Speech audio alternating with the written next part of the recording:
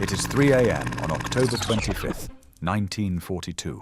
Somewhere on a mud-soaked ridge in the South Pacific, a 25-year-old sergeant from New Jersey is burning his hands on a machine gun barrel, so hot it glows orange in the dark. He cannot see the enemy.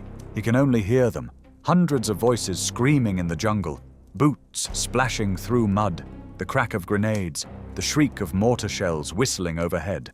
2 of his 6 machine guns are destroyed. Half his men are dead. The rest are wounded, shaking with malarial fever, or both. Ammunition is almost gone, and between this sergeant and 3,000 Japanese soldiers charging uphill with fixed bayonets, there is absolutely nothing.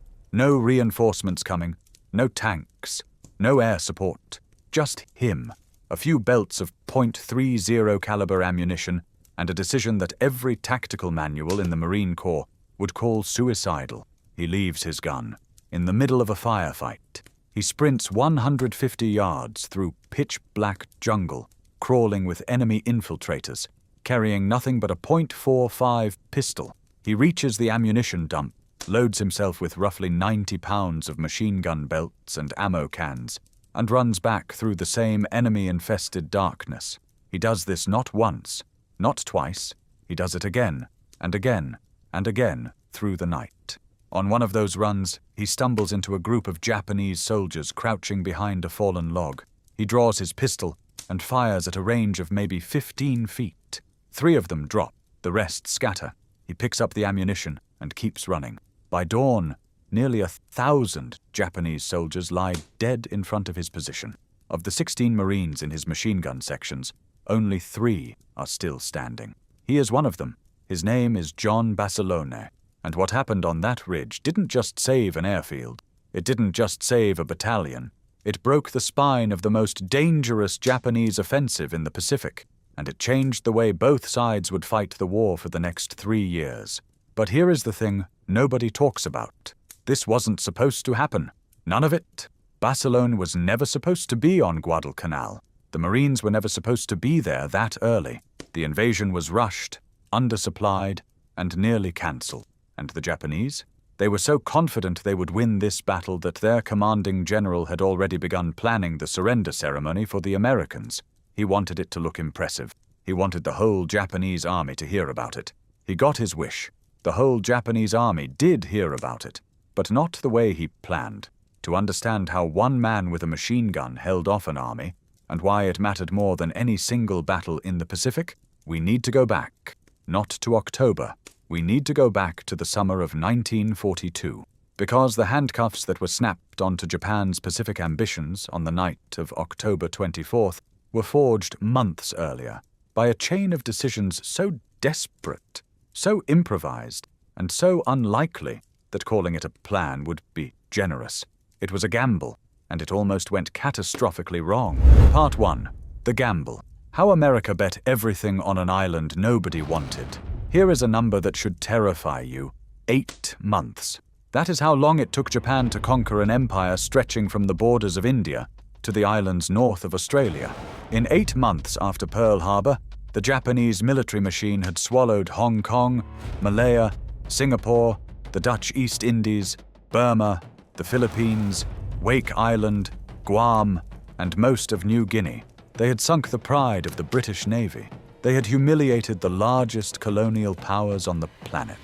And they had done it all with fewer troops than the Allies had defending those same territories. Think about that for a second. Imagine you own a chain of 10 restaurants.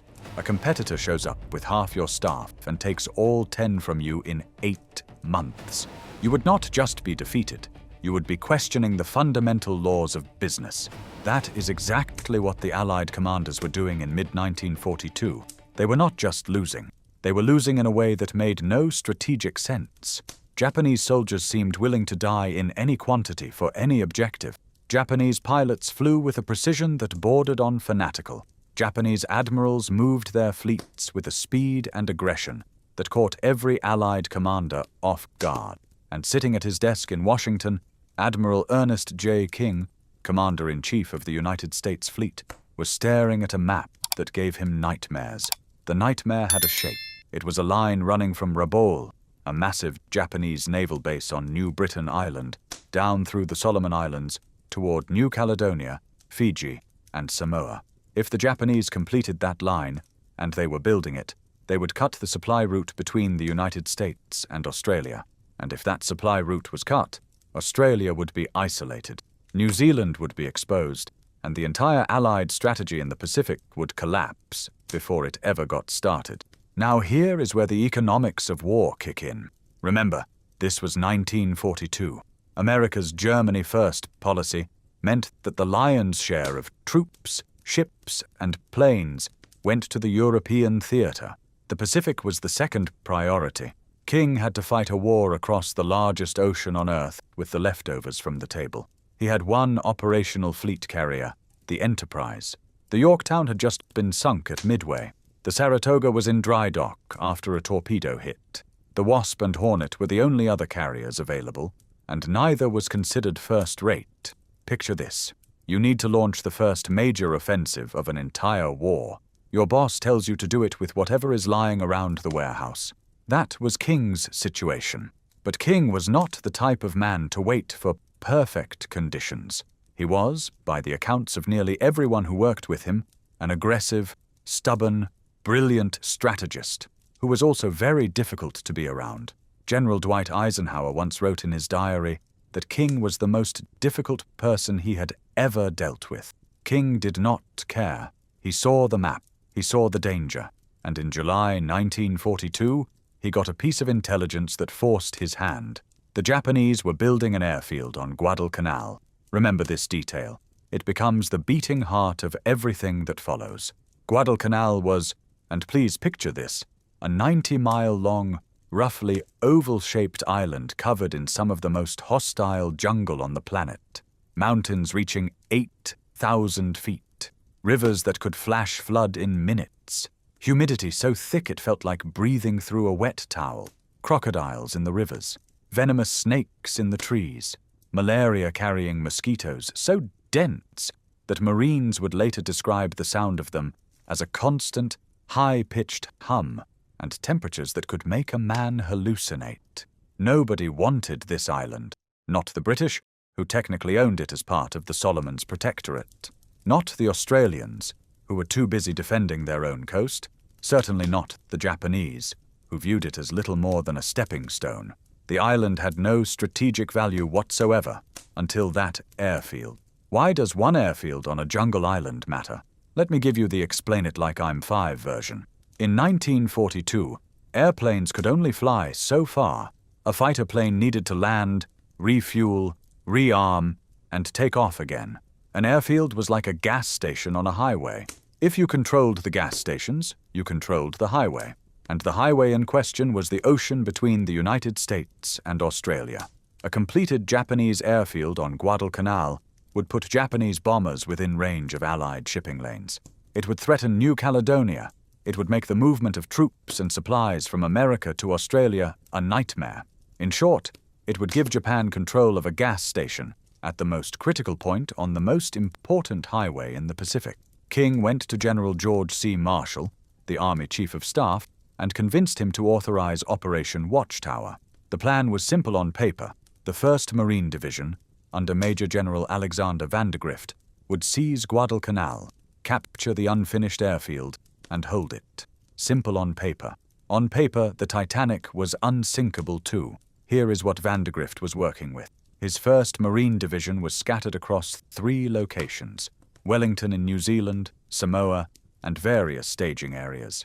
Many of his Marines were teenagers who had enlisted right after Pearl Harbor. They had been promised 6 months of training before seeing combat. They had received roughly 2. Some units had fired their rifles exactly once. Others had never seen the ocean until they boarded the troop ships. Maps of Guadalcanal were nearly useless. Most had been made from old British surveys and were wildly inaccurate. Intelligence on Japanese strength was fragmentary, and the timetable King demanded gave Vandergrift barely 5 weeks to organize an amphibious invasion, the single most complex military operation that exists. Remember, this was 1942. Nobody in the American military had conducted a major amphibious assault since the Civil War. The Marines were writing the manual as they went. The operation was so hastily organized that the Marines nicknamed it Operation Shoestring. But on August 7th, 1942, approximately 11,000 Marines landed on Guadalcanal and the neighboring islands of Tulagi and Gavutu. And here is the first twist nobody expected. The landing was almost unopposed. The roughly 2,800 Japanese personnel on Guadalcanal, most of them construction laborers, not combat troops, fled into the jungle. By nightfall on August 8th, the Marines had captured the unfinished airfield and the surrounding coastal plain. They finished the runway using captured Japanese construction equipment. They named it Henderson Field, after Major Lofton Henderson, a Marine pilot killed leading a dive bombing attack at the Battle of Midway 2 months earlier. For about 48 hours, it looked like the gamble might pay off easily.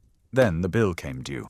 On the night of August 8th, a Japanese naval task force under Vice Admiral Gunichi Mikawa slipped past the Allied screening ships and attacked the naval force protecting the landing beaches.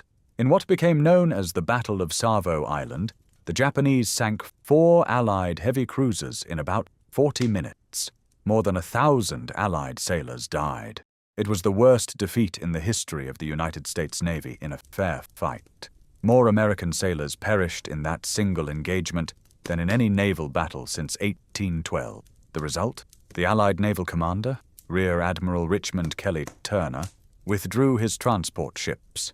They pulled out before they had finished unloading. That meant the Marines on Guadalcanal were left with roughly 37 days of food, limited ammunition, and almost no heavy equipment. They had the airfield, but they had no way to get supplies and no way to get off the island. Think about what that means.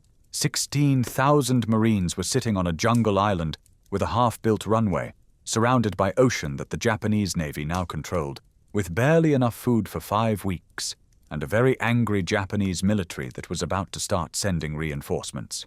If this were a business, the board of directors just watched the CEO invest the company's last dollar in a venture that immediately lost half its value. The investor pulled out, and the employees are stranded at the office with the lights about to go out. That is the situation on Guadalcanal in August 1942. And into this mess, on September 18th, 1942, stepped the 7th Marine Regiment, including a machine gun section leader from Raritan, New Jersey, who went by the nickname Manila John. But before Basilone ever fired a shot on Guadalcanal, the Japanese had their own plans, and those plans involved sending an entire elite division through miles of impassable jungle to hit the Marine lines at the one spot nobody expected. The question was not whether the attack would come. The question was whether the Marines could survive it. And the answer to that question was going to depend on something the Japanese had completely failed to understand, something that would cost them thousands of lives in a single night. But we will get to that. First, you need to understand what the Japanese had already tried and why it failed. Because the Battle of Henderson Field was not Japan's first attempt to take back that airfield. It was their third, and what happened in the first 2 attempts set the stage for the catastrophe that followed. Part 2. The Graveyard of Assumptions. 3 attacks, 3 failures, and 1 fatal miscalculation.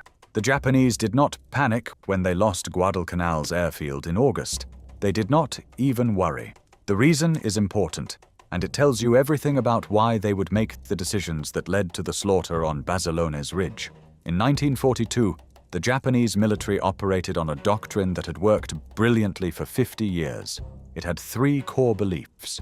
First, Japanese soldiers possessed a fighting spirit, seishin, that was fundamentally superior to any Western army. Second, this spirit could overcome any material disadvantage.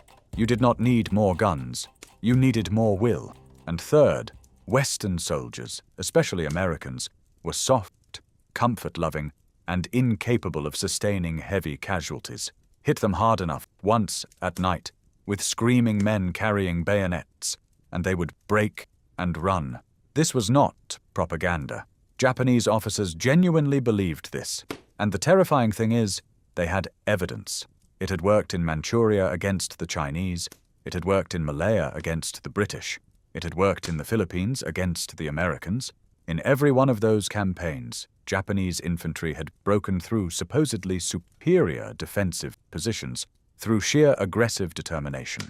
When Japanese soldiers attacked at night with bayonets, their enemies crumbled. So when Colonel Kiyonao Ichiki landed on Guadalcanal on August 18, 1942, with about 900 men of the 28th Infantry Regiment, he was not especially worried about the Marines. His intelligence told him there were perhaps 2,000 Americans on the island. The real number was over 11,000, but even if he had known the truth, it might not have changed his plan, because his plan was the same plan that had always worked. Attack at night, attack aggressively, break through. On August 21st, at about 1:30 in the morning, Ichiki's force charged across a sandbar at the mouth of Alligator Creek, which the Marines had misidentified on their maps as the Tenaru River. The Japanese came screaming out of the darkness. It was exactly the kind of attack that had worked dozens of times before. It did not work this time. The Marines of the 2nd Battalion, 1st Marine Regiment were waiting behind prepared positions with machine guns, mortars, and rifles zeroed in on the sandbar. What followed was not a battle. It was a massacre. The Japanese ran into interlocking fields of machine gun fire that cut men down in rows. Bodies piled up on the sandbar. The creek ran red. By morning, Ichiki had lost most of his regiment. Fewer than 36 Japanese soldiers survived. Ichiki himself burned his regimental colors and, according to most accounts, took his own life. Remember the name of that creek, because this is where a blinded Marine named Al Schmid earned a Navy Cross that would become one of the iconic stories of the Pacific War. Schmid was an assistant gunner on an M1917 Browning, the same type of heavy machine gun Basilone would use 2 months later. During the battle, Schmid's gunner, Private First Class Johnny Rivers, was killed by a bullet through the head. The crew commander, Corporal Leroy Diamond, was badly wounded. Schmid took over the weapon. He fired for hours, mowing down wave after wave of Japanese soldiers crossing the sandbar. Then a Japanese grenade landed in his gun pit. The explosion destroyed one of his eyes and severely damaged the other. Schmid was blind. He could see nothing, but he did not leave the gun. Diamond, bleeding and barely conscious, shouted directions to him. Left, right, lower, fire, and Schmid kept firing. A blind man aiming a machine gun by voice alone in the middle of a night battle, with Japanese soldiers charging at him from less than 50 yards away. By morning, more than 200 Japanese bodies lay in front of Schmid's position. All 3 Marines in that gun crew received the Navy Cross. Schmid later returned to the United States, married his fiancée Ruth, and spent the rest of his life adjusting to partial blindness. A Hollywood film, Pride of the Marines, was made about his story in 1945. But here is the point that matters for our story. The lesson of Alligator Creek was clear. Japanese night assaults against prepared American positions with machine guns did not work. The old doctrine was broken. Did the Japanese learn this lesson? No. And that refusal to learn is what makes the next 2 months a slow-motion tragedy. In September, Major General Kiyotake Kawaguchi arrived on Guadalcanal with roughly 6,000 men.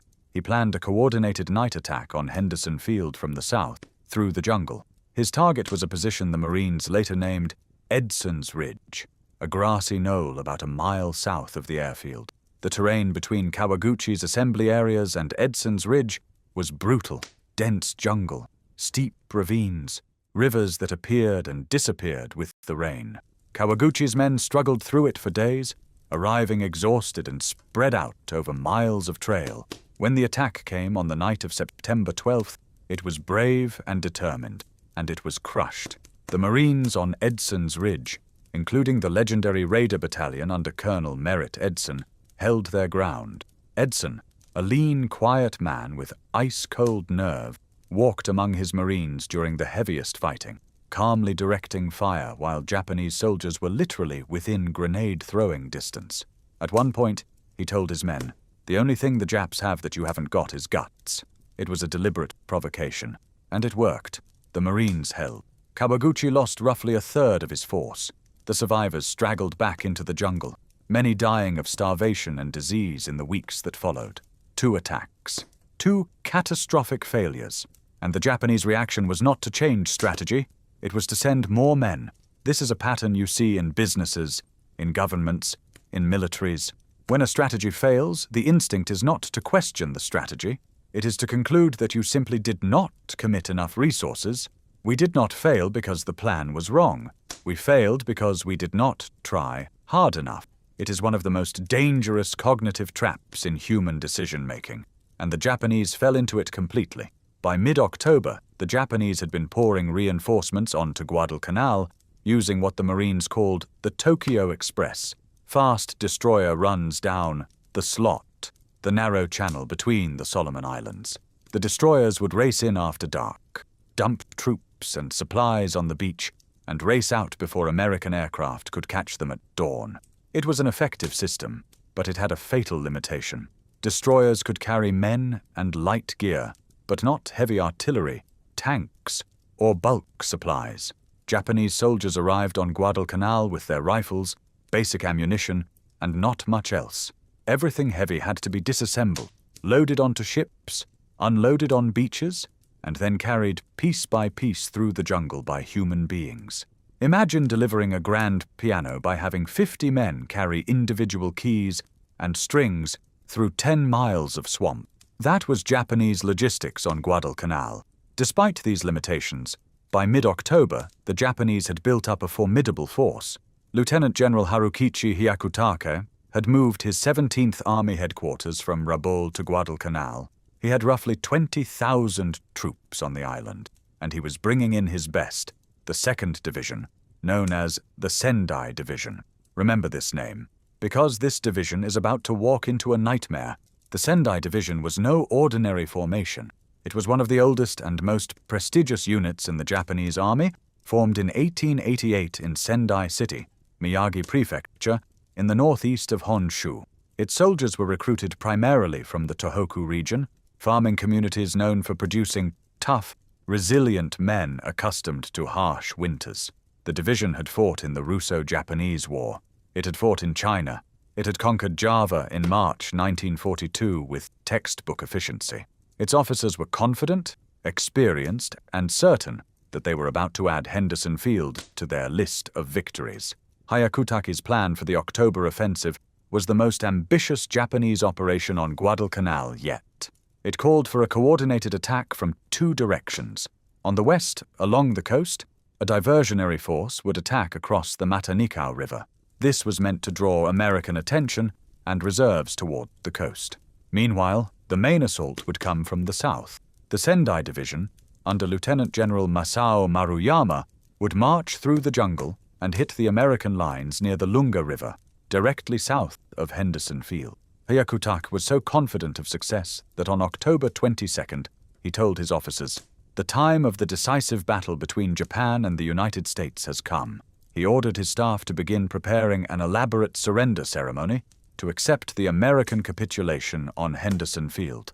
He wanted it to impress the entire Japanese army. In Tokyo, the Imperial General Staff was watching closely. Emperor Hirohito himself was briefed on the operation. The Japanese Navy had positioned aircraft carriers and battleships to exploit the expected victory. The plan was clear. The army takes the airfield. The Navy destroys what is left of the American fleet. And the United States, its morale shattered by a catastrophic defeat, negotiates a peace that leaves Japan in control of its Pacific conquests. That was the theory. The reality started going wrong immediately. Maruyama's engineers began hacking a trail through the jungle. They called it the Maruyama Road. On October 12th, the trail covered roughly 15 miles of the worst terrain on Guadalcanal, dense primary jungle, ravines so steep that men had to use ropes to climb in and out, mud that sucked boots off feet, rivers that rose chest-high after a rain shower, and all of this in equatorial heat, with clouds of malaria-carrying mosquitoes. Each soldier carried his rifle, ammunition, pack, rice rations, and 1 artillery shell for the mountain guns being manhandled through the jungle. Progress was painfully slow. The division's commanders estimated they were 4 miles from Henderson Field when they reached their assembly areas. They were actually 8. The maps were wrong, the terrain was worse than expected, and the trail was disintegrating under the boots of thousands of men. The attack was originally scheduled for October 22nd. It was delayed to October 23rd, then to October 24th. Each delay burned through food rations that could not be replaced. Meanwhile, the diversion kicked off early. On October 23rd, 2 Japanese regiments attacked across the Matanikau River, led by 9 tanks. The Marine artillery had the crossing points zeroed in. 40 howitzers and a battery of mortars dropped more than 6,000 rounds on the Japanese before their infantry could even reach the river. The tanks made it part way across the shallow water before 37mm anti-tank guns knocked them out one by one.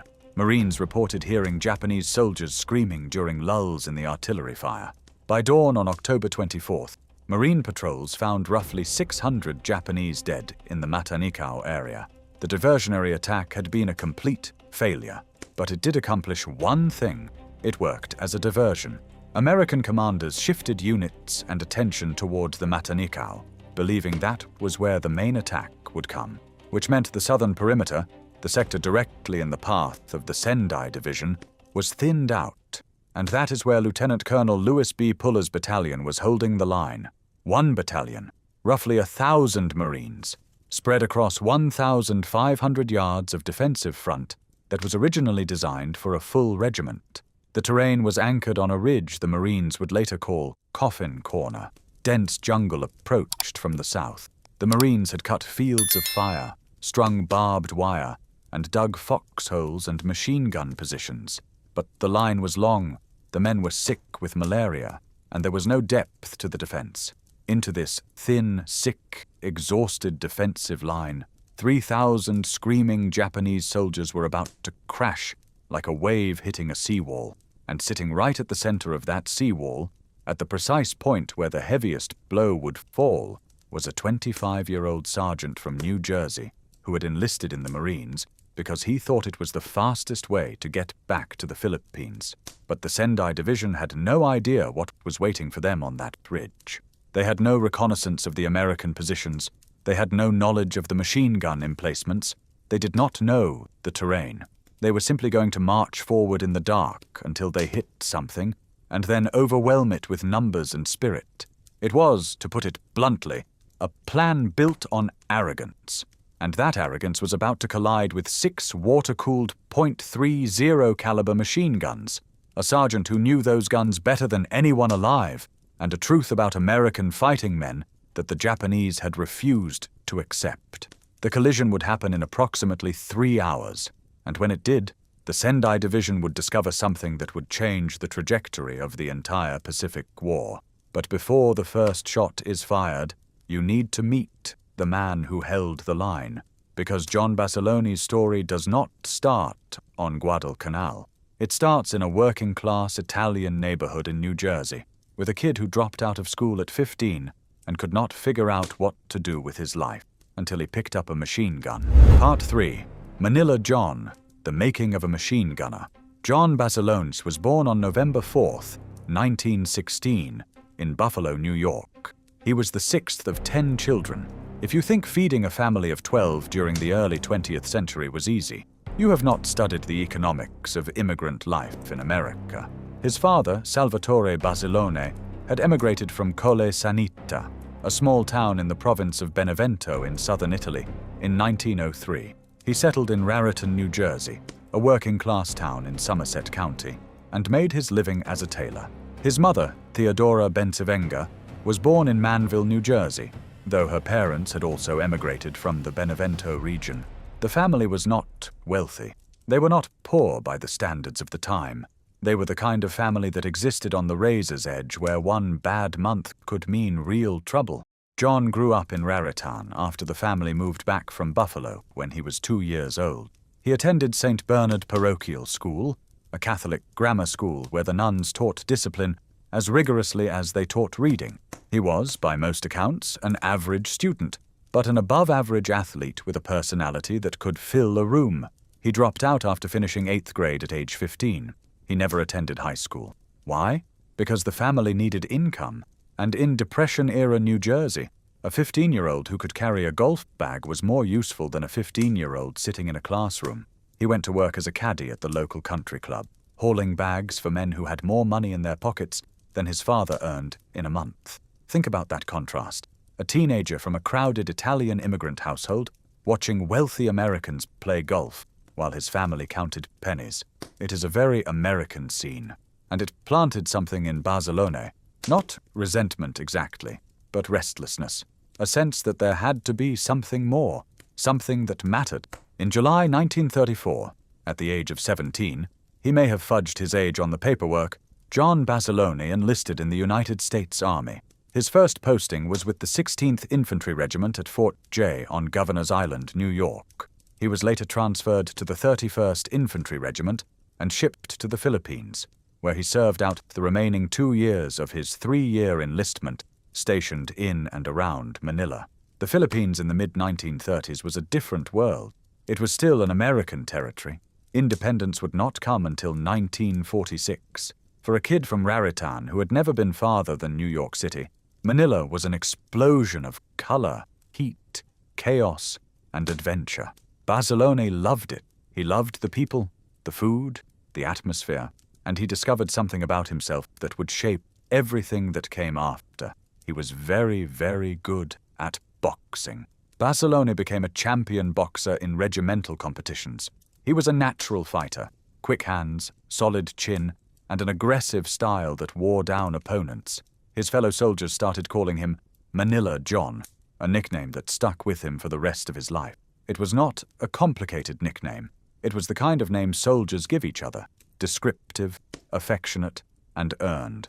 He was discharged from the Army in 1937 and returned to the United States. He moved to Reisterstown, Maryland, and got a job driving a truck. The work was steady, the pay was adequate, and Basilone was miserable. Try to understand what was happening inside this man. He had spent 3 years in a close-knit military unit in an exotic location. He had structure, purpose, camaraderie, physical challenge, and a sense of belonging. And now he was driving a truck through Maryland. The monotony must have been crushing. By 1940, with war already raging in Europe and Asia, Basilone made his decision. He wanted back in, but not the Army. He believed the Marine Corps would get him back to the Philippines faster. It was a practical calculation that turned out to be wrong. The Marines sent him to the South Pacific, not the Philippines. But it was the decision that put him on the path to Guadalcanal. On July 11th, 1940, John Basilone enlisted in the United States Marine Corps in Baltimore, Maryland. He was 23 years old. He went through boot camp at Marine Corps Recruit Depot Parris Island in South Carolina. If you have ever spoken to anyone who went through Parris Island, you know it is not an experience designed to be comfortable. It is designed to take a civilian and turn him into someone who will function under conditions that should cause a normal human being to curl up and quit.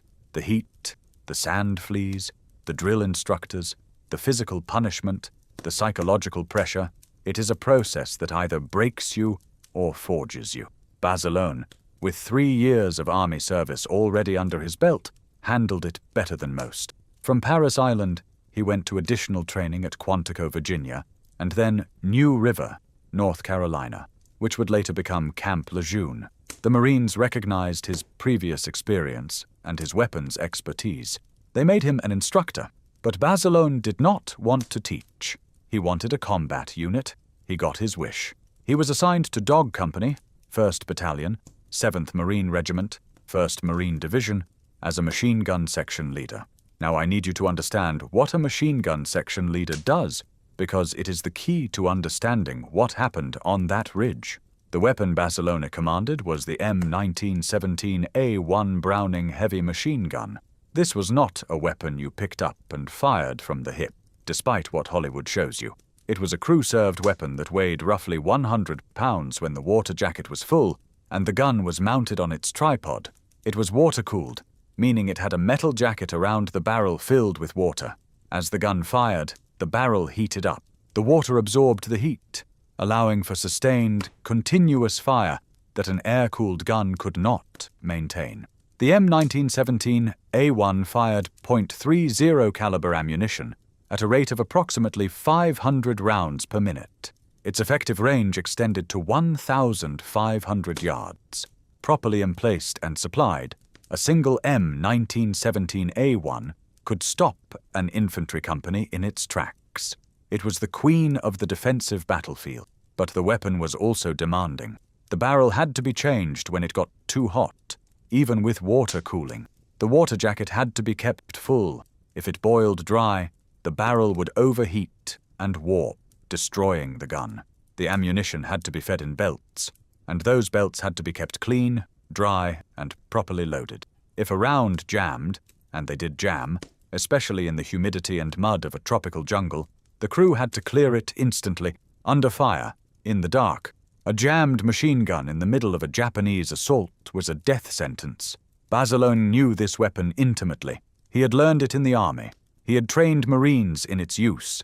He could strip it, clean it, reassemble it, and fire it in his sleep. He knew its quirks, its failure points, its capabilities. He knew how to position it for maximum effect. He knew the firing arcs, the dead zones, the angles of approach that an attacking force would have to cross. A machine gun section consisted of 2 guns, each with a crew of at least 3, a gunner, an assistant gunner, and an ammunition bearer. Basilone commanded 2 sections, 6 guns total with about 16 men. That was his universe. 6 guns, 16 men, and a section of muddy ridge on a jungle island that most Americans could not have found on a map. On September 18, 1942, the 7th Marine Regiment landed on Guadalcanal. By then, the Marines already on the island had been fighting for 6 weeks. They were thin, sick, and haunted. Malaria was rampant. Some units had infection rates above 60%. Food was whatever could be scrounged: captured Japanese rice, canned rations from dwindling stocks, and occasionally coconuts from the palm trees that somehow survived the shelling. The 7th Marines arrived as reinforcements, and they were immediately deployed to strengthen the perimeter around Henderson Field. Basilone's section was positioned on the southern defensive line, on a piece of terrain that would later earn the name that tells you everything you need to know about what happened there: Coffin Corner. For the next 5 weeks, Basilone and his men prepared. They dug gun pits, they filled sandbags, they cut fields of fire through the jungle vegetation, hacking away brush and small trees to create clear lanes where the machine guns could sweep. They strung barbed wire. They registered their guns on likely avenues of approach, meaning they pre-aimed the weapons at specific terrain features so that when the shooting started in the dark, they would know exactly where their rounds were going. They stockpiled ammunition. They filled water cans for the gun jackets. And they waited. Because everyone on Guadalcanal knew the Japanese were coming, the only question was when and from where. Many of Basilone's men were sick. Malaria hit newcomers hard. Men shook with chills and burned with fever. Some could barely stand. They stayed at their positions because there was nobody to replace them. That is a detail that gets lost in the grand narratives of war. These were not supermen. They were young men, many of them teenagers, fighting their bodies as hard as they were fighting the enemy. By October 24th, the preparations were done. The guns were positioned. The ammunition was stacked.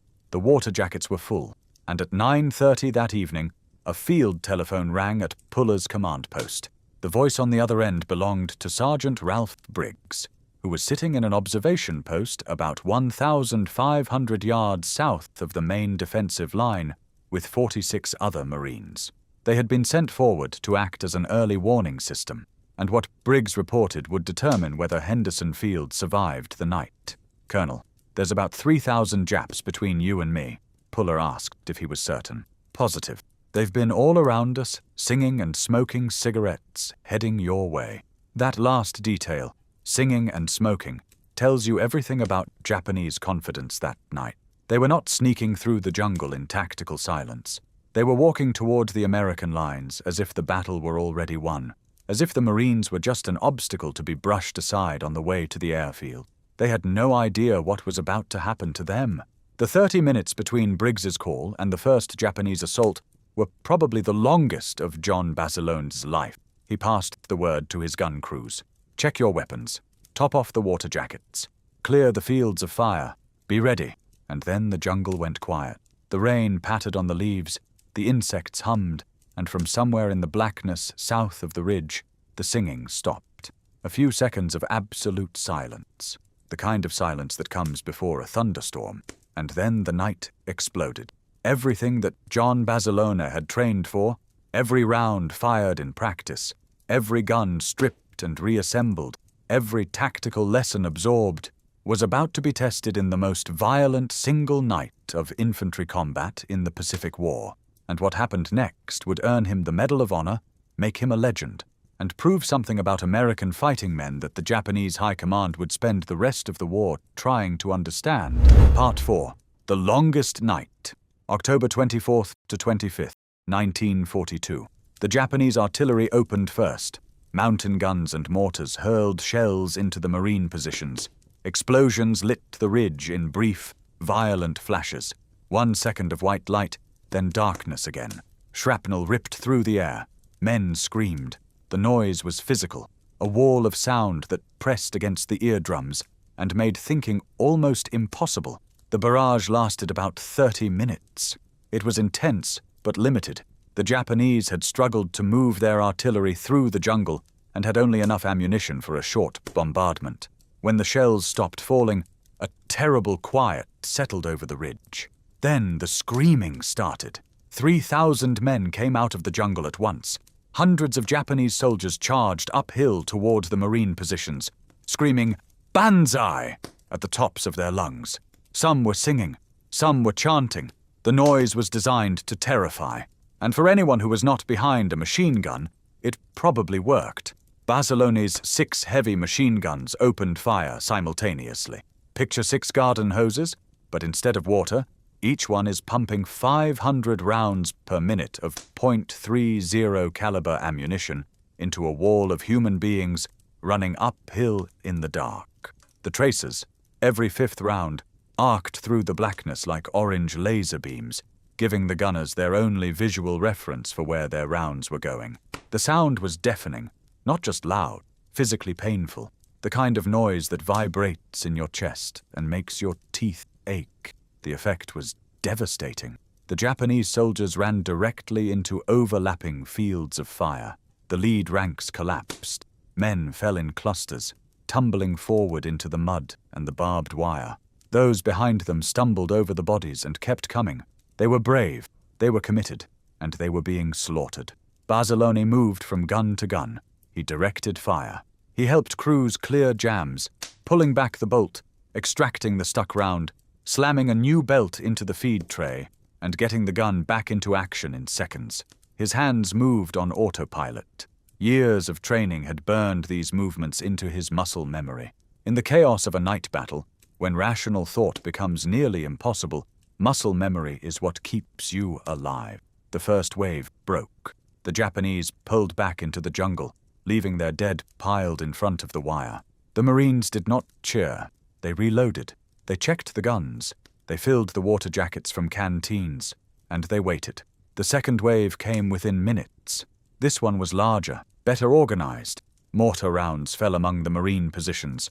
Grenades arced through the air. The Japanese soldiers were getting close enough to throw them. One grenade landed directly on one of Basilone's gun positions.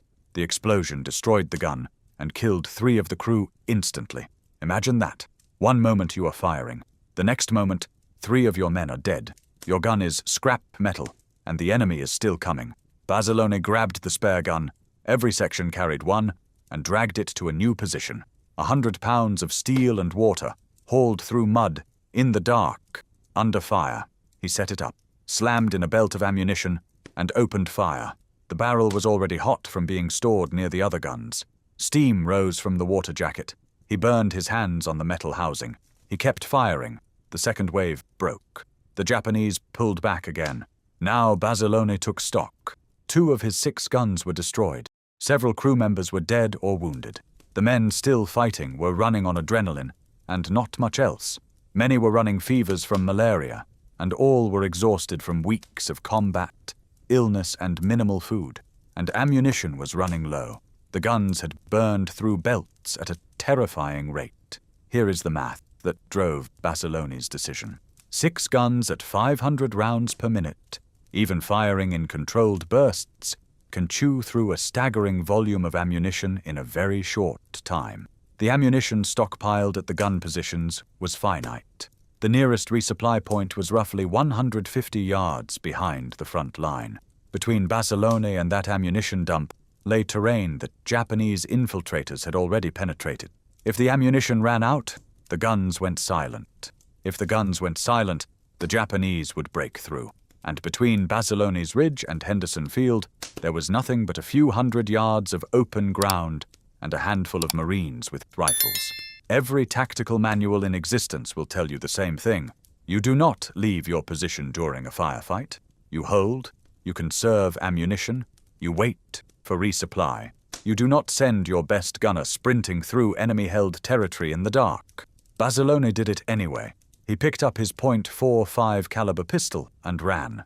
Through the darkness, through the mud, through jungle that was crawling with Japanese soldiers who had infiltrated behind the Marine lines. Small groups of enemy infantry were moving through the rear area, shooting at Marines in their foxholes, trying to work their way toward the command post and the airfield. Basilone could hear them. He could hear the snap of their rifles, the guttural shouts as they moved through the undergrowth. He kept running. He reached the ammunition dump. He loaded himself with every belt and ammo can his body could carry, roughly 90 pounds of dead weight. Machine gun belts draped over his shoulders, cans clutched in both fists, and he ran back.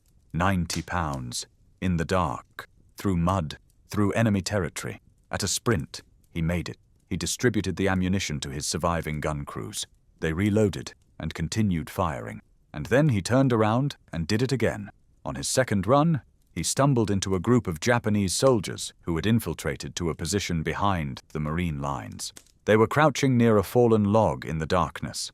Basilone spotted them in the momentary flash of an artillery explosion, a split-second photograph of enemy soldiers less than 20 feet away. He dropped the ammunition, drew his pistol, fired. At that range, he could not miss. 3 Japanese soldiers went down. The rest vanished into the jungle. Basilone retrieved the ammunition and kept running. On the third run, Japanese mortar rounds were falling along the trail he was using. The distinctive whistle of incoming shells, a sound that every combat veteran describes with the same visceral dread, came again and again. Each time, Basilone threw himself flat, pressed his face into the mud, felt the concussion of the explosion, felt shrapnel whine overhead. When the blast faded, he stood up and kept running. The weight of the ammunition made him slow. A slow-moving target on an open trail with mortar rounds falling. But stopping was not an option. The fourth run nearly killed him, not from enemy fire, but from exhaustion. His legs buckled, his vision blurred. He had not slept in over 30 hours. He had not eaten in more than 12. He was carrying 90 pounds through mud while simultaneously fighting a battle and battling malaria. But he made the run, delivered the ammunition, and returned to his guns. Around midnight, a new problem emerged. The Japanese dead were piling up in front of the Marine positions, bodies stacked 2, 3, 4 deep. The machine guns could not depress low enough to fire over the mounds of corpses. Japanese soldiers were using their own dead as cover, advancing behind walls of bodies to get closer to the Marine positions. Basilone called for volunteers. Several Marines crawled forward out of their gun pits and physically dragged Japanese bodies out of the way, clearing the fields of fire. They did this under active fire, with Japanese soldiers shooting at them from less than 50 yards. Try to imagine that scene. You are lying on your stomach in the mud, pulling dead men out of the way so your machine guns can keep firing, while living men are trying to kill you from the tree line. The smell of blood and gunpowder and death is overwhelming. The darkness is total except for the strobe light flashes of explosions, and the screaming never stops. Around 2 a.m., the 1st Army reinforcements arrived. Soldiers from the 164th Infantry Regiment, a National Guard unit from North Dakota that had landed on Guadalcanal just days earlier, moved into positions behind Puller's Marines. These were green troops. They had never been in combat. They did not know the terrain. They did not know the situation, but they were warm bodies with rifles. And at that point, that was enough. Some Marines did something revealing in the heat of battle. They grabbed the Army soldiers' M1 Garand rifles, semi-automatic weapons that fired 8 rounds as fast as you could pull the trigger, and traded them for their own bolt-action Springfield 1903s. The Marines had never seen the M1 before, and immediately fell in love with its rate of fire. In the middle of a battle, Marines were conducting impromptu weapons trades. Around 3 a.m., a crisis hit that no textbook could have prepared anyone for. The water jackets on the machine guns boiled dry. The guns had been firing in sustained bursts for hours. The water that kept the barrels cool had literally boiled away. Without water, the barrels would overheat within minutes. The metal would warp.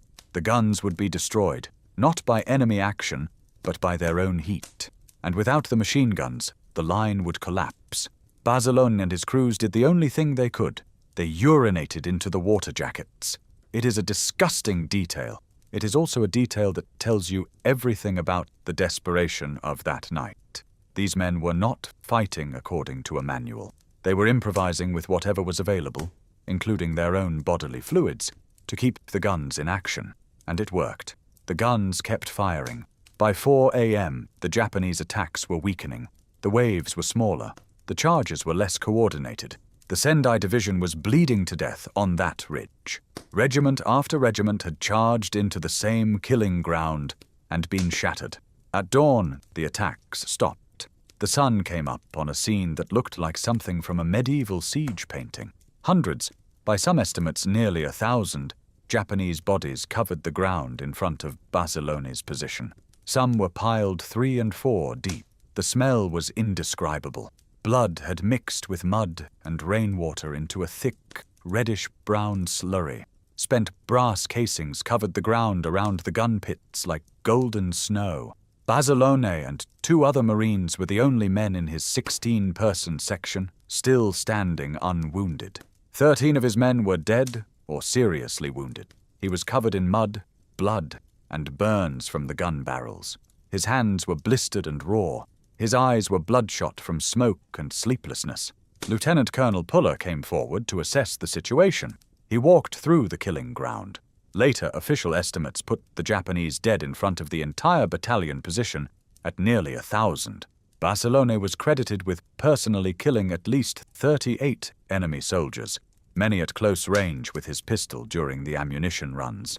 The Japanese tried again on the night of October 25th, but this time the Marines were reinforced, and the result was the same. Another 300 Japanese dead for no ground gained. On October 26th, General Hyakutake called off the offensive. The Sendai Division, that elite formation that had conquered Java, that had never lost a battle, was destroyed as an effective fighting force. More than 1,500 of Maruyama's soldiers were dead. Another 1,000 were wounded or missing. The survivors stumbled back into the jungle, where many would die of starvation and disease in the coming weeks. The Marines lost approximately 60 killed in the 2 days of battle. The ratio of casualties, roughly 25-1, tells you everything about what happened on that ridge. Henderson Field was still in American hands. The surrender ceremony Hyakutake had planned never happened, but the story of the Battle of Henderson Field is not just about what happened that night. It is about what it meant. Because when the sun came up on October 26th, something had shifted in the Pacific War. Something that would determine how the next 3 years of fighting would unfold. Something the Japanese High Command had refused to believe until they saw the evidence stacked in bloody piles on a ridge in the Solomon Islands. And that shift, that realization, is where the real verdict lies. Part 5 plus verdict. The aftermath, what one night changed. After the slaughter on the ridge, Marine patrols moved through the jungle south of Henderson Field. What they found told a story that went far beyond a single battle. Japanese soldiers had been carrying personal belongings wrapped in cloth, family photographs, letters from home, small religious items. Many had written farewell letters before the attack. They had expected to die. One patrol found a Japanese officer's diary. The last entry, written hours before the assault, said the officer was proud to die for the emperor. He asked that his family be told he died with honor. He hoped his death would contribute to Japan's final victory. Another patrol found letters from soldiers' families, mothers writing to sons, wives writing to husbands, children drawing pictures for fathers they might never see again. The letters spoke of pride, of hope for safe return, of life back home in Miyagi Prefecture, the rice paddies, the autumn festivals, the cold winter mornings.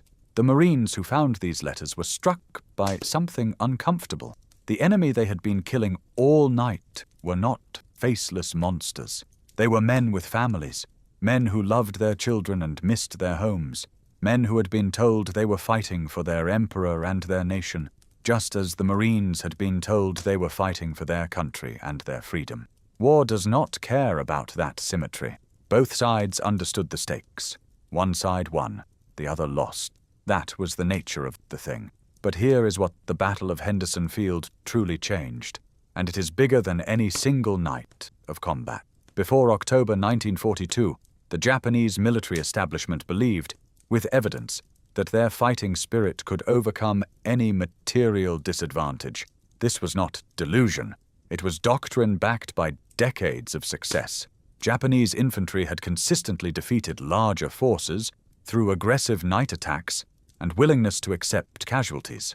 After Henderson Field, that doctrine was dead. The Sendai Division had shown maximum fighting spirit. Their soldiers had charged machine guns repeatedly. Despite horrific losses, they had thrown themselves onto barbed wire so their comrades could cross over their bodies. They had advanced into point-blank gunfire without flinching. By any measure of courage and determination, they had performed exactly as Japanese military doctrine demanded, and they had failed completely, not because they lacked spirit, but because they had run into an enemy with superior firepower, better defensive positions, and, this was the part the Japanese refused to see, equal determination. That was the revelation. The Americans were not soft. The Marines did not break and run. Basiloni's gun crews held their positions when they were outnumbered, when their guns were being destroyed, when they were running out of ammunition, when they were wounded and sick. They held because they were Marines, and Marines do not abandon their positions. Japanese commanders had built their entire strategy around the assumption that Americans could be broken by aggressive action. Henderson Field destroyed that assumption, and once it was gone, the Japanese had no alternative. They could not match American industrial production. They could not replace losses as quickly. They could not supply their forces as effectively. The only advantage they had claimed, superior fighting spirit, had been neutralized by an enemy that fought just as hard. This realization rippled through Japanese strategic planning for the rest of the war. After Henderson Field, Japanese commanders gradually shifted from offensive operations designed to destroy American forces to defensive operations designed to make the war so costly that America would negotiate peace. Island after island, Tarawa, Peleliu, Iwo Jima, Okinawa, the Japanese dug in and waited, hoping that American casualties would eventually break American will. That strategy failed too, because it was based on the same miscalculation that died on Basiloni's Ridge. Americans did not quit when the casualties mounted. They sent more troops, built more weapons, and fought harder. Every Japanese defensive position that killed attacking Americans simply ensured that the next attack came with even more firepower behind it. The Japanese should not have been surprised. Americans had demonstrated in their own Civil War, a war that killed more than 600,000 men, that they were willing to sustain catastrophic losses to achieve victory. The Union kept fighting through Fredericksburg, through Chancellorsville, through the Wilderness, through Cold Harbor. They buried their dead and sent more men. That is the American pattern in war, and Guadalcanal was where the Japanese learned it. But what about the man who held the line? For his actions on the night of October 24th to 25th, John Basilone was awarded the Medal of Honor, the highest military decoration the United States can bestow. The citation praised his extraordinary heroism and conspicuous gallantry. It noted that he fought valiantly to check the savage and determined assault, that he moved extra guns into position, repaired damaged ones under fire, and held his line until replacements arrived. He received the medal on May 21, 1943, at a ceremony in Australia. He was the first enlisted Marine to receive the Medal of Honor in World War II. His response was characteristic. "Only part of this medal belongs to me. Pieces of it belong to the boys who are still on Guadalcanal. It was rough as hell down there. The Marine Corps brought him home for war bond tours. He traveled the country, appearing at rallies, meeting civilians, selling bonds. His hometown of Raritan held a parade. He was featured in newsreels, interviewed by reporters, treated as a celebrity. He hated it. Basilone was not a man built for spotlights and handshakes. He was a machine gunner. He wanted to be with his Marines, not posing for photographs. He repeatedly requested orders back to the Pacific. The Marine Corps refused. He was more valuable as a symbol than as a fighting man. Eventually, they assigned him as a machine gunnery instructor at Camp Pendleton in California. And it was there, in 1943, that he met Lena May Riggy, a sergeant in the Marine Corps Women's Reserve. They married in July 1944. Finally, in late 1944, Basilone received the orders he had been begging for. He was going back to the Pacific. He was assigned to Charlie Company, 1st Battalion, 27th Marines, 5th Marine Division. His destination, Iwo Jima. On February 19, 1945, Gunnery Sergeant John Basilones landed on Red Beach with the first assault wave. The Japanese had turned Iwo Jima into a fortress. Thousands of bunkers, tunnels, and gun positions, all connected by underground passages. The beaches were mined. Every inch of sand was covered by interlocking fields of fire. The first day was a bloodbath. Marines were pinned on the beach, unable to move, taking fire from positions they could not see. Basilone encountered a Japanese blockhouse that was pouring fire into the Marines on the sand. The blockhouse had thick concrete walls and narrow firing slits. It was stopping the entire advance. He attacked it alone. He worked his way around the structure, exposed to fire from multiple directions. He climbed on top of it. He dropped grenades and demolition charges through the gun ports. The explosions destroyed the blockhouse and killed the crew inside. He then guided a trapped Marine tank out of a minefield. The tank had driven into buried mines and was stuck, taking fire. Basilone walked in front of the tank, directing the driver through the minefield to safe ground, exposed, upright, a walking target. Minutes after clearing the tank, a Japanese mortar shell landed near John Basilone. He was 28 years old. He had been on Iwo Jima for less than 3 hours. For his actions that morning, Basilone was awarded the Navy Cross posthumously. He became the only enlisted Marine in World War II to receive both the Medal of Honor and the Navy Cross. His body was returned to the United States and buried at Arlington National Cemetery, Section 12, Grave 384. His widow Lena never remarried. She lived in Lakewood, California for more than 50 years, wearing her wedding ring every single day until her death in 1999 at the age of 86. When the Veterans Administration offered to bury her at Arlington near her husband, she declined, saying she did not want to cause trouble for anyone. In Raritan, New Jersey, they still hold a parade in his honor every year. A bronze statue stands in the town, depicting him the way Nash Phillips remembered him on that October night, cradling his water-cooled .30 caliber machine gun, the weapon that held the line when everything else was falling apart. Private First Class Nash Phillips, who fought alongside Basilone on Guadalcanal, left us the most vivid description of the man that night. Basilone had a machine gun on the go for 3 days and nights without sleep, rest, or food. He was barefooted, and his eyes were red as fire. His face was dirty black from gunfire and lack of sleep. His shirt sleeves were rolled up to his shoulders. He had a .45 tucked into the waistband of his trousers. He just dropped by to see how I was making out. Me and the others in the section. I will never forget him. He will never be dead in my mind. That is the verdict. Not the medals, not the statistics, not the strategic implications for the Pacific War. A man who ran through enemy fire in the dark to bring ammunition to his Marines. A man who burned his hands on a glowing gun barrel and kept firing. A man who could have stayed home after earning the highest honor his country could give, and chose to go back because his Marines needed him. He was not a general. He was not a politician. He was a sergeant from Raritan, New Jersey, who dropped out of school at 15, drove trucks in Maryland, and found his purpose behind a machine gun. The battle for Henderson Field saved Guadalcanal. Guadalcanal saved the supply lines to Australia. Those supply lines enabled every Allied offensive in the Pacific that followed. From Tarawa to the Philippines to Okinawa to the deck of the USS Missouri in Tokyo Bay, the road to Japanese surrender ran through the mud and blood of that ridge. And on that ridge, when everything depended on one man refusing to quit, one man ran through the dark with 90 pounds of ammunition on his back and a .45 in his hand.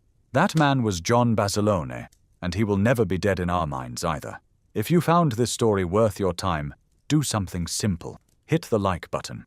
It takes half a second and it tells the algorithm that stories like this matter, that the men who fought on Guadalcanal deserve to be remembered. Subscribe if you want more. We have stories from the Second World War that will change how you see history. And leave a comment.